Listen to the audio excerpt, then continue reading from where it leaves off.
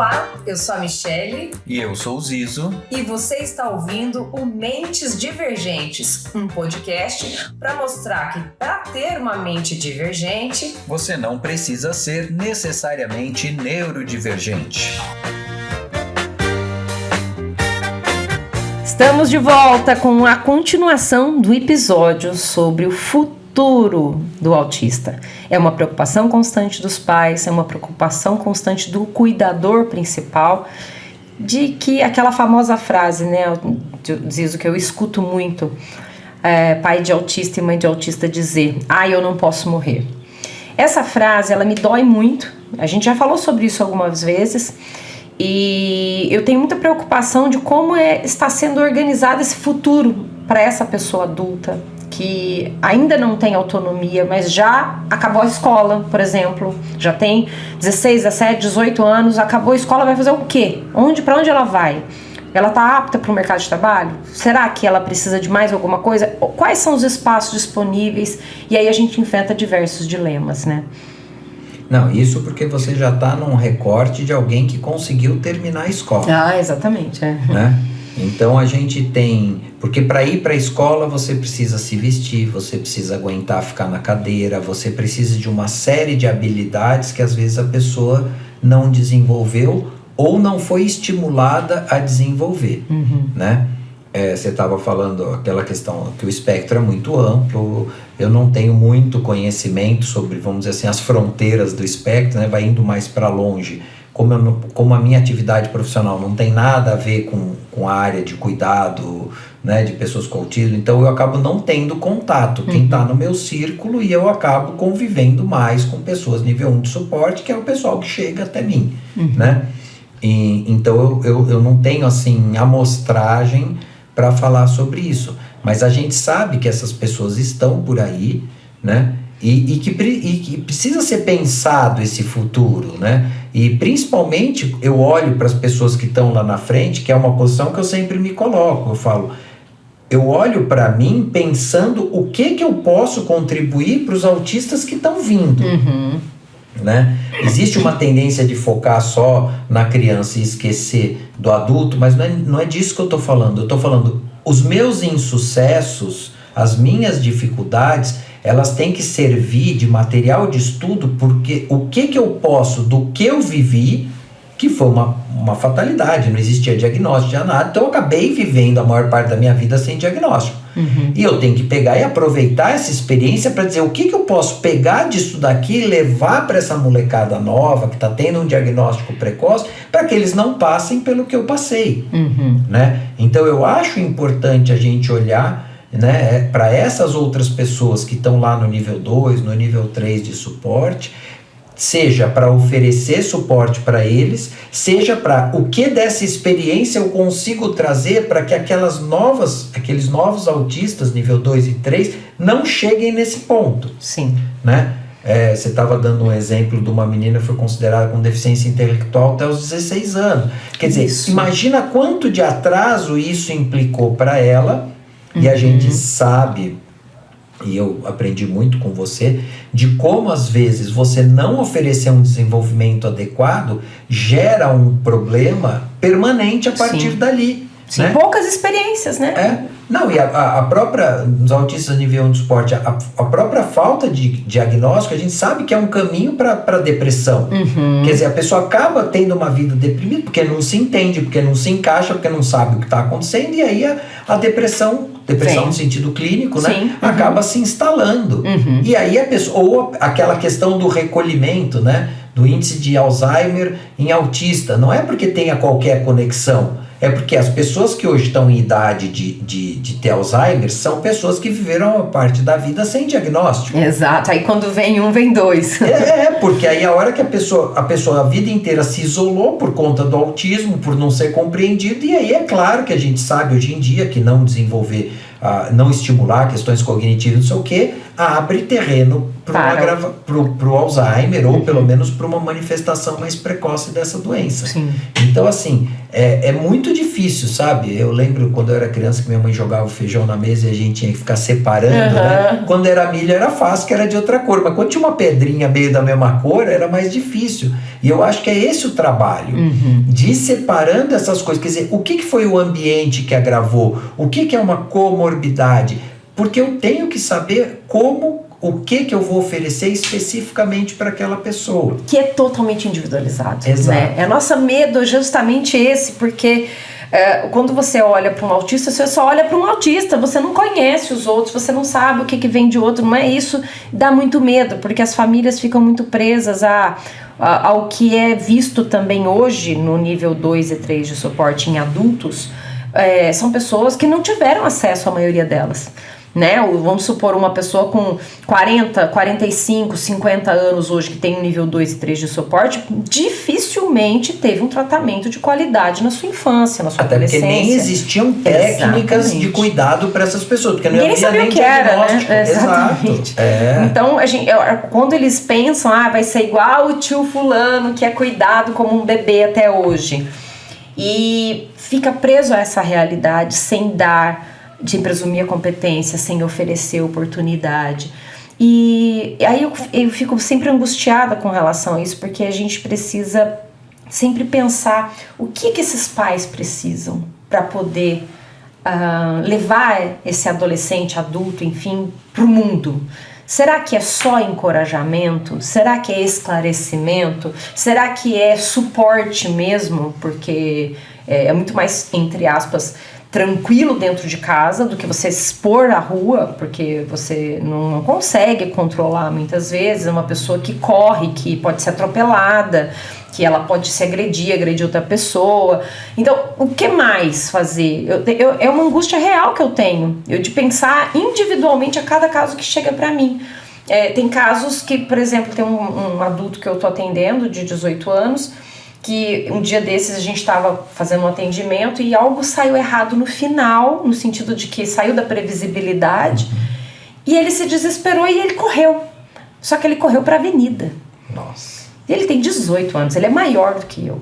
Então, assim, uma avenida não, é uma estrada vicinal, né? Eu fiquei em pânico, porque você fala assim, se eu fiquei assim, eu imagino o pai, imagina eu.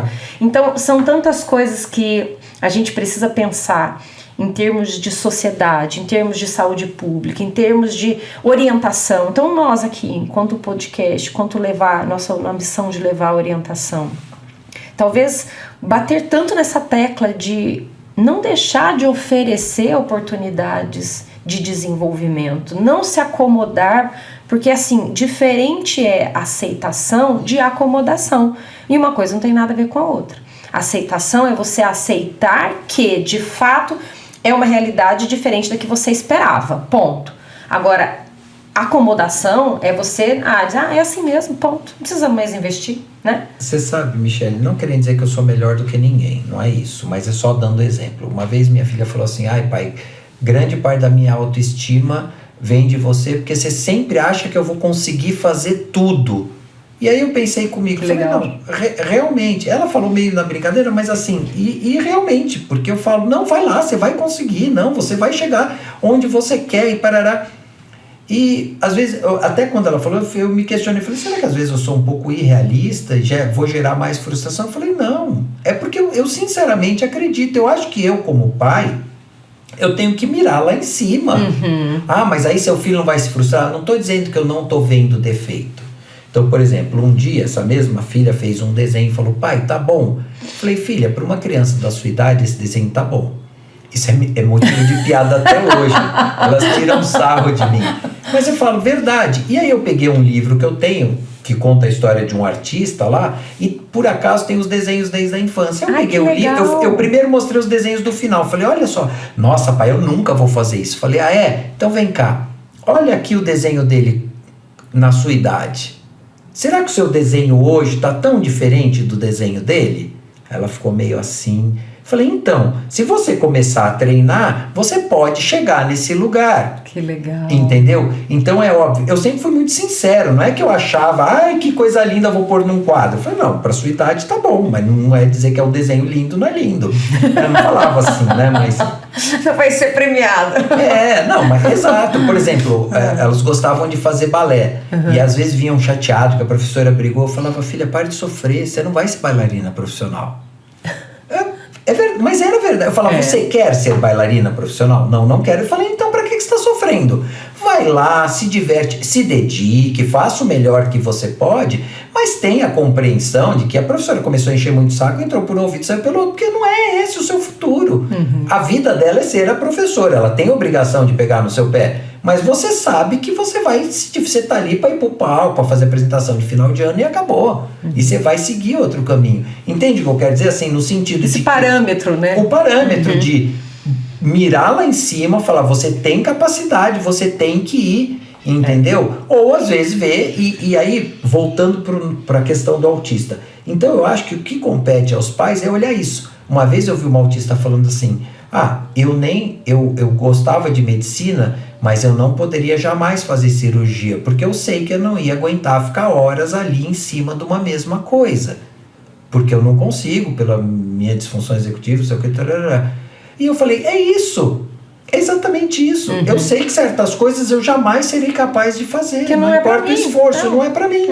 Até eu tô falando agora por conta de limitações específicas do autismo, entendeu? Por exemplo, eu nunca poderia fazer uma coisa muito formal, que exigisse muito, porque eu não aguento terno, não aguento essas roupas, não aguento aquela coisa, o cara começa a falar muito empolado, eu já tenho vontade de rir, porque eu falo, cara, para de ser bobo. Traduz. Fala aí, do jeito normal, sabe aquela pessoa que é muito importante. Não, viu? Vida não é desse jeito. Na minha compreensão. Então eu já sei que não adianta eu ir por esses caminhos, porque eu vou quebrar a cara, porque eu não vou me adequar. Como eu falei no episódio, eu vou teatro, aí tudo bem, né? Porque já é todo mundo meio doido lá e tal. Mas o que eu quero dizer é, pai, mãe de autista, pressupõe a capacidade, mas veja naquilo que o filho tem capacidade. Exato.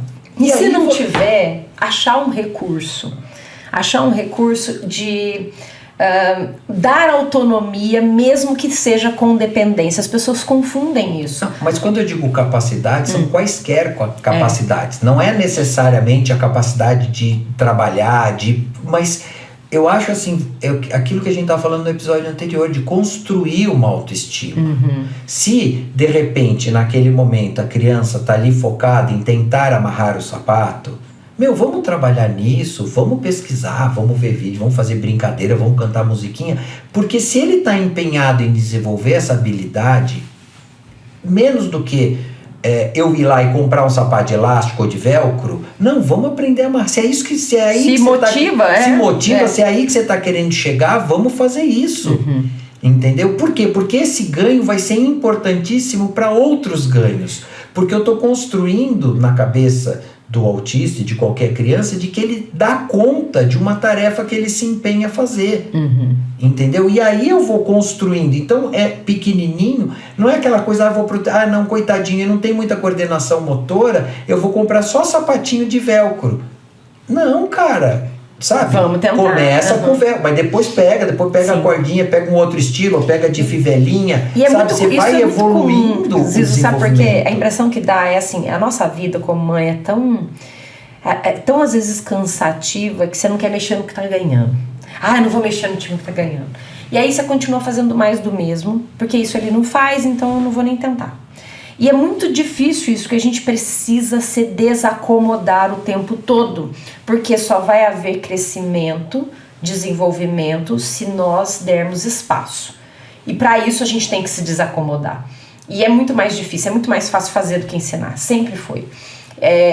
Só que muitas vezes a gente se pega no automático, no piloto automático, porque ele não faz, ele é. Eu sempre falo para os pais, não, ele está sendo, no gerúndio, né? Ele está sendo, ele está agora, ele está conseguindo, ele está aprendendo, ele ainda não faz, não determina, ele não ele gosta, ele não gosta, ele come, ele não come. pais gostam muito de falar sobre isso. Ele não come nada. Eu falei, ele ainda não come. Exatamente. Você não sabe o dia de amanhã. Não deixe de oferecer. Não deixe de expor o alimento. Não quer de jeito nenhum, não tem problema. Deixa ali na mesa. Coma. Você gosta de comer? Coma. Deixa na mesa. Especificamente sobre essa coisa de alimentação, outro dia eu estava conversando hoje, um sobrinho veio que é autista, e aí na hora de comer eu falei, não, pode pegar o que você quiser, você não é obrigado a comer de tudo, né? Mas aí eu virei para ele e falei, mas é importante você experimentar, porque você vai ter que aprender a comer outras coisas, e quando você for na casa de um outro amigo, de não sei o que, dados de realidade. Sim. Tudo bem, aqui, hoje, você não precisa comer todas as opções que estão aí na mesa. Mas é importante você saber que em algum momento essa habilidade pode ser necessária. Sim, sim. E as pessoas têm pra muito sua medo que essa vida. coisa... Eu ouço muito... mas ele tem seletividade alimentar. Seletividade alimentar é uma coisa séria. É complexo. É muito difícil de tratar. Ela é fisiológica. Tem uma raiz fisiológica também. Tem crianças, por exemplo, um exemplo até, não é só isso, mas é um exemplo, pessoas que têm deficiência de zinco tendem a ter mais seletividade alimentar, e muitas vezes você suplementa com zinco, você melhora a seletividade, às vezes, né, não 100% e nem para tudo, mas algumas pessoas até passar por essa questão passa. Mas o que eu quero dizer é assim, ele não come nada, só que as pessoas ficam presas na rigidez do autista. Então, o autista tem ali a sua rotina e a sua inflexibilidade. E os pais, entre muitas aspas, reforçam tudo isso para que aquilo não gere perturbações. Isso tem 2 pontos. Um lado, sim, a vida deles já está difícil, é bom que você ofereça e respeite os seus limites. Ótimo. Mas não seja mais rígido que eles. Né? Eu acho tente sempre oferecer, tente sempre propor. E eu acho que a gente pode trabalhar com eu vou chamar assim, muito entre aspas, de uma certa sacanagem com o autista. Porque a gente é rígido. Então, se tá na caixinha comida, a caixinha comida só aceita arroz e ketchup, faz de conta. Mas eu posso criar, e isso a Paula, minha esposa, tem uma habilidade muito grande. Ela me ajuda a criar essas caixinhas, porque... dá um alívio muito grande, porque eu não estou desrespeitando a regra. Eu estou criando então eu posso de repente criar um sábado da comida maluca. Eu crio uma outra caixinha. E eu falo, hoje é o dia da loucura. Hoje é o dia que a gente vai experimentar coisa. O arroz com... Vai estar lá, vai estar lá. Mas é o dia da comida maluca. Vamos brincar de dia da comida maluca? Então você abre uma outra caixinha. Isso para nós autistas é muito importante. Porque aí eu não estou descumprindo. Eu tinha para dar exemplo concreto. Na minha cabeça, viagem, eu não consegui viajar. Viajava assim com meus pais quando era criança, que eu era levado. Mas por questão financeira, a hora que eu tive independência, eu não tinha muito isso de viajar. E aí, uma vez eu fui para casa da minha irmã que morava nos Estados Unidos e descobri essa coisa de viagem internacional. Então, na minha cabeça, viagem era isso. Porque eu fiquei assim, absolutamente maravilhado. E era uma época que eu estava também ruim de grana, mas como ela morava lá e eu tinha pontos para pegar a passagem, naquela época não era tão difícil pegar a passagem por milhas. Deu certo de eu ir.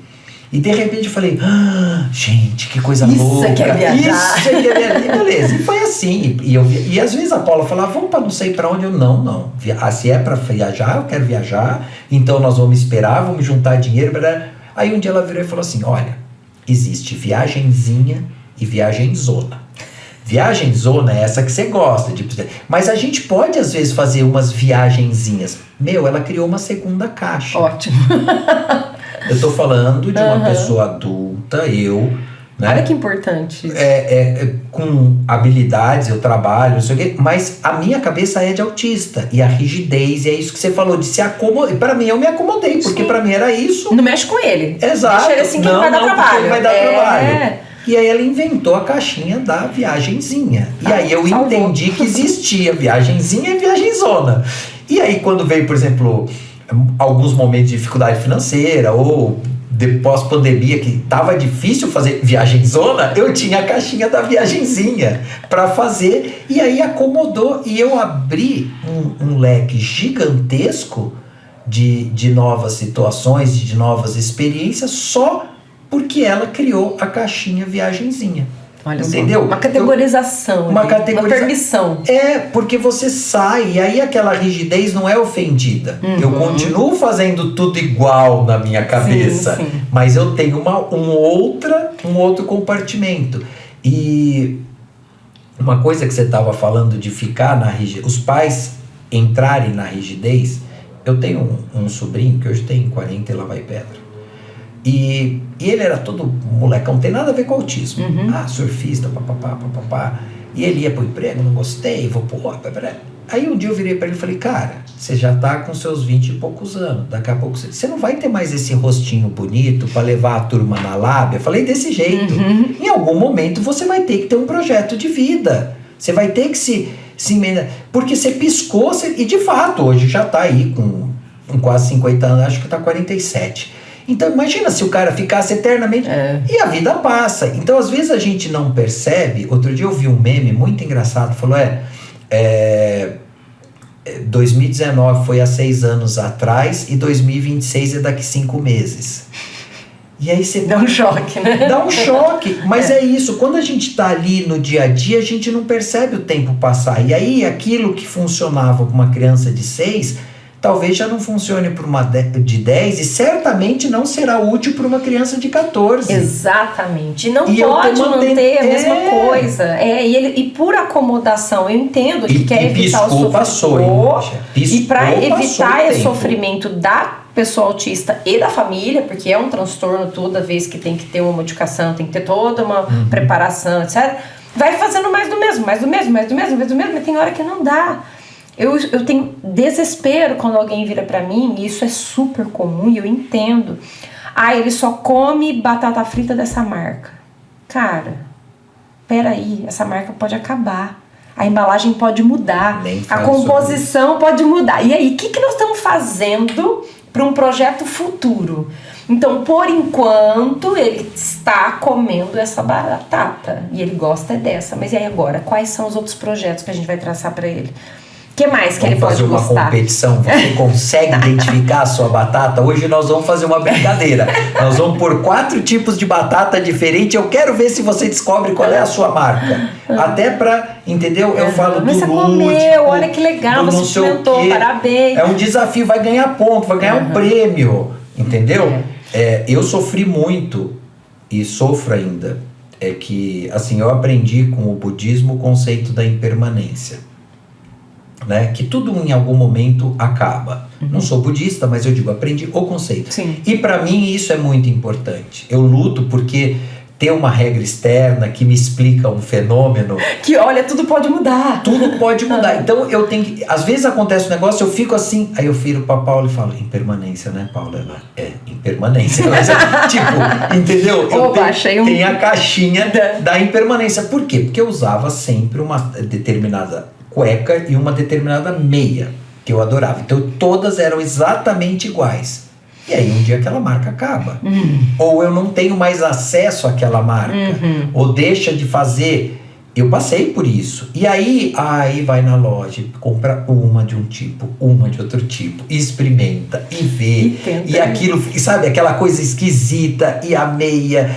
E é assim, é assim na vida. Então, assim, é importante desenvolver, porque a gente vai passar por isso. Então, eu tenho que encontrar caminhos, porque você falou isso, a marca acaba mesmo.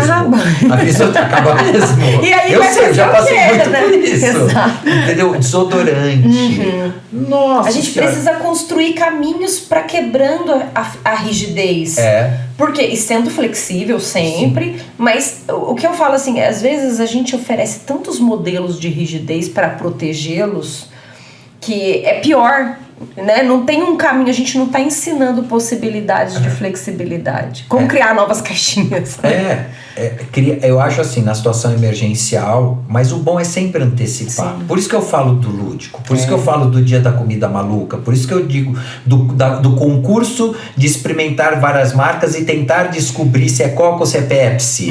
Entendeu? Eu tô dando alguns exemplos, mas eu digo, para você antecipar essa possibilidade, ou essa questão também de criar outras caixinhas. Sim. Então eu gosto de brincar só com esse carrinho, tá? Então hoje a gente, em vez de brincar de carrinho, vai jogar não sei o que lá. Criei a caixinha jogo diferente da caixinha brincar. Se eu falo, em vez de brincar de carrinho, vamos brincar de bola? Eu vou dizer, claro que não, brincar é de carrinho, é óbvio. O que passa na sua cabeça de falar de brincar de bola se eu brinco é de carrinho? Entende o que eu quero dizer? É assim que a nossa cabeça funciona. É uma construção. Eu costumo dizer que é como se fosse um aprendizado gestáltico. Por quê? O que é isso? É como se fosse um simbolismo global daquela funcionalidade. Então, o brincar tá ligado ao carrinho. Não veio separado. Não é brincar de brincadeira. É brincar carrinho. Tudo junto. É a mesma coisa. Mesma coisa. Comida. Batata é aquela batata. Então, é um armazenamento como se fosse uma coisa só. Como que eu vou imaginar, sei lá... Vou dar um exemplo. Como que eu vou imaginar um carro sem roda? Não, a roda faz parte do carro. É tudo junto. Então, quebrar essas conformidades é importante. Claro que sem desafiar, claro, sem ficar enfrentando. Exato. Tem que ser um convite a ser colaborador, né? Que a gente tanto fala. Mas por que isso vai acontecendo aos poucos? Porque a gente vai mostrando segurança. Ele tem que estar seguro para poder provar aquilo novo, provar nova forma de fazer, uma nova... Eu costumo muito ouvir isso dos pais. Mas você vai falar que não? Nossa, e agora? Na hora de ir embora, ele vai querer levar o brinquedo porque ele amou. Não, ele não vai levar, vamos ver. E aí, a gente vai construindo. Então, a sessão acabou, meu objetivo inteiro do resto da sessão é mostrar para ele que o brinquedo vai ficar e antecipar toda essa quebra e organização. E é possível, chegar no final e vai embora. Exato, porque eu acho assim, eu vejo que muitos pais ou muitas pessoas têm medo da assertividade e não entendem que a assertividade gera segurança para o autista. Você ser muito claro que o uso deste brinquedo durará apenas durante a sessão e você avisar antecipadamente poupa a gente de angústia. Exato. E eu vou dizer, super ok, porque obedecer regra pra gente é muito gostoso. A previsibilidade é muito gostosa. Então se eu disser, outro dia, muito engraçado, porque a Manuela, minha filha, a caçula, tem 1000 compromissos, balé, inglês, e eu chego pra ela e falo, filha, tal hora eu vou te chamar pra gente ir pro inglês. E aí chega naquela hora eu falo, filha, agora nós vamos para o inglês. Ai, pai, porque... Ela pra mãe, porque meu pai fica me azucrando. Tal hora, como se eu não soubesse que tal hora eu tenho que ir para o inglês. Eu falo, filha, eu tô falando isso pra não dar correria, pra já ir antecipando. E ela reclamando. Aí eu falei, quer saber de uma coisa? Tô cansado de ouvir xingo de adolescente. Não falei nada. Aí beleza. Aí foi passando o tempo. Aí tava na hora, eu falei, filha, vamos pro inglês. Mas você não me avisou antes que era a hora que... Eu falei, viu, como não me avisou antes? Se eu aviso, reclama que eu tô antecipando e dando 1000 avisos anteriores. Se eu pego e digo, então se vire, se fique pronta, porque na hora de sair você tem que estar pronta. Aí, meu pai não me avisou antes que eu tava... Então assim, pra gente... É claro que isso de fato aconteceu, mas eu falo, por que eu faço isso? Porque isso é bom pra mim, porque eu gosto da previsibilidade. Então eu acho que os pais têm que usar esse recurso. Sim. Tipo, nós vamos a tal lugar, vai ser assim, assim, assado. Se puder mostrar foto do lugar antes e dizer vai ter barulho, vai ter gente, não vai ter gente. Você tem alguma pergunta sobre, você tá curioso de alguma coisa? Porque tudo que eu antecipar, eu vou diminuir, primeiro, a ansiedade, a tensão, eu reduzo, não é que vai sumir, eu reduzo, e a chance de uma crise, de uma dificuldade, ela vai diminuir proporcionalmente. Sim, porque precisa criar uma nova ideia a respeito daquilo. Como que eu vou para um lugar que eu não tenho uma ideia? É horrível isso. Qualquer pessoa precisa de uma ideia nova no lugar do imaginário. Então vamos dar um concreto. O que é? Pode ser uma foto, pode ser uma música que vai tocar, pode ser alguma coisa que vai trazer aquilo lá. E sempre linkar com uma coisa que eu só porque fulano vai estar lá. Então, sei lá, o tio, a avó, o primo. Então a gente também tem que oferecer um caminho de estímulo. E o que nós estamos falando? Nós estamos falando do futuro. Saber comer de tudo é importante para a independência no futuro. Estar assim, aberto a experiências novas é uma ferramenta fundamental porque a vida é dinâmica. Então, se eu não ensino que a vida é dinâmica para o autista, ele vai achar que a vida inteira vai ser comer a mesma coisa, vestir a mesma roupa, entendeu? Tem aquela música Isso é enlouquecedor. do Titãs que quando eu olhei no espelho a minha barba estava desse tamanho. E é verdade, uma hora vai começar a crescer pelo, né? Se for um menino, Sim, que a menina sim. também passa por isso, quer dizer, o corpo vai mudar. E se eu não preparo, o autista surta. Sim. Porque aquele ser não é mais ele, porque tá uma coisa diferente. Então, não dá pra ser. Esse conceito, eu vou aprender essa palavra, qual que é? Impermanência? Impermanência. Acho maravilhoso isso, porque entender que as coisas são mutáveis, os pais também precisam estar muito conscientes. E que tudo acaba. Disso. A gente acaba, esse momento acaba. Sim, né? A gente tem que estar preparado para não estar mais aqui. Eu volto para encerrar, eu vou trazer aquela fala de novo, todas as vezes que os pais dizem, eu não posso mais morrer. Eu sempre sofri bastante quando alguém diz isso para mim. Eu vou contar um caso interessante com relação a isso. Eu conheço eu tenho uma amiga e ela não pôde ter filhos. E ela, por muito tempo, sofreu por isso, porque ela queria muito ter filhos. Quando ela chegou na idade que ela decidiu, a partir de agora eu não quero mais ter filhos mesmo, e tudo bem e tal. Surgiu na vida dela uma jovem com síndrome de Down, a T21, né? Que chegou na vida dela de paraquedas, entre aspas, porque os pais dessa garota faleceram, ela foi morar com a avó e a avó faleceu também. E aí o parente mais próximo era um tio que era solteirão, que não tinha filhos, que nunca tinha tido nenhum relacionamento próximo com ela, não sabia lidar, e ele que assumiu a guarda dela. E ela era uma adolescente, jovem adulta, né, de 17, 18 anos. E ele foi pedir ajuda pro marido dessa amiga, falando, por favor, você pode pedir pra sua esposa me ajudar a lidar com... É a Fabiana, vou falar o nome delas porque a história tem a ver com o nome, a Fabiana e a Milene.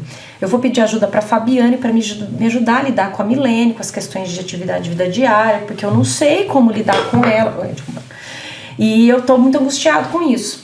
E a Fabiane começou a entrar na vida da Milene para ajudá-la, orientar no banho, como que lava um cabelo, como coloca um absorvente, como que passa uma maquiagem, como escolhe uma roupa, coisas de mulher. E elas foram se aproximando e se cuidando mutuamente, né, de uma ferida que ela não imaginava que era tão grande. E aí, agora, no último Dia das Mães, aconteceu algo que mexeu demais comigo. Foi a Milene, que já tem uma autonomia, já está com 20 e poucos anos, ela foi e comprou dois colarzinhos para dar de presente, um para Fabiana e um para ela. Um estava escrito F e o outro estava escrito M. E aí, a hora que ela foi entregar, ela entregou o F, ela entregou o M para Fabiana e o F ficou com ela. E aí a Fabiane falou, não, Mi, mas tá trocado, o meu F tá com você e o M tá comigo. E ela disse, não, é porque é M de mãe e F de filha. Nossa. Então aquilo pra mim foi tão profundo e tão significativo, porque eu pensei assim, cara, a gente sofre tanto que ninguém vai dar conta deles, mas quando a gente prepara, os prepara pro mundo, sempre vai ter alguém para estar com eles. Então, acho que a gente não tem que ter essa angústia de vou durar para sempre ou não vou durar para sempre. As coisas vão acontecer sempre da melhor forma. É isso que eu vou acreditar. O nosso papel, prepará-los para o mundo da melhor forma possível e como for possível. O resto sempre vai aparecer alguém com uma boa intenção, tenho certeza. E assim, como você falou antes, apesar de a gente estar passando o nosso tempo, mas é porque eu acho fundamental. Você falou aquilo também de desenvolver uma rede de apoio. Então eu estou desenvolvendo o meu filho e estou inserindo o meu filho numa sociedade para que ele possa receber também de outras pessoas. Exato. Porque... só eu que faço, só dá bem comigo, só dorme comigo. Vamos sair do autismo. Tem que ter aquele tio, aquele primo, aquela amiga legal que na hora que precisa de um conselho... Não adianta, a gente não vira pro pai e pra mãe pra pedir. Então eu preciso ter pessoas da minha confiança, que eu falo, eu gosto muito que minha filha se relacione com crianças que eu conheço o pai e a mãe, que eu sei como pensa, porque eu falo, às vezes numa hora do aperto, eu quero que ela saiba que se ela não tiver confiança de falar comigo, de repente ela corre pra mãe, sabe assim, porque não é a própria mãe, aí fica talvez mais fácil de falar, de se socorrer e de ter esse apoio, um acolhimento numa hora, numa emergência que eu talvez ou não esteja perto. Então, isso eu tô falando não só para autista, mas às vezes com relação ao autista a gente acha, ninguém vai querer, ninguém vai olhar, não só sabe fazer comigo, ninguém vai fazer como eu, ninguém vai mesmo, porque cada um vai fazer de um jeito diferente, né? E ele vai aprender formas diferentes de ter de receber essa ação ou fazer junto, né? Obrigada pela sua companhia. Não sei se a gente esgotou esse assunto, né, Zizo? Nunca, né? A gente não falou nem dos lares, nem tanta coisa. O futuro daria para falar mais um episódio. Então volta e fica com a gente. Vai, participe no YouTube, faça sua pergunta, compartilhe, espalhe informação. E a nossa conversa aqui, né, Zizo? Porque um dia você pode vir participar com a gente também. Faça a sua pergunta. Um grande abraço. Um abraço.